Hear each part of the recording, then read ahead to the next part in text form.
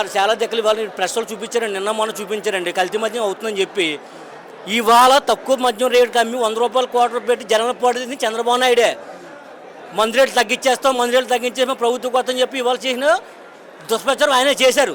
జగన్మోహన్ రెడ్డి క్వాలిటీగా మందు ఇచ్చారు, ఆయన క్వాలిటీ మందు ఇచ్చే చేశారు. ఆయన రేట్లు అధికంగా పెంచారు ఆయన. ఎందుకంటే సామాన్య మానవుడు తక్కువ ధరలో మందు తాగితే ఆరోగ్యం పాడైపో ఉద్దేశంతో ఆయన ఏం చేశారంటే మద్యాన్ని అధిక ధరలో పెంచారు ఆయన. కానీ చంద్రబాబు ఏం చేశాడు, 100 రూపాయలు క్వార్టర్ ఇస్తారని చెప్పి ఉద్దేశంతో 100 రూపాయలు క్వార్టర్ ఇచ్చి జనాలను పాడు చేశాడు.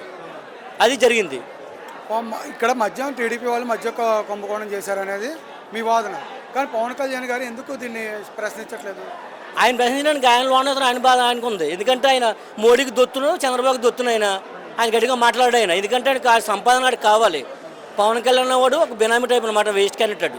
పవన్ కళ్యాణ్ పిచ్చోళ్ళ మాట్లాడతాడు, పోతాడు.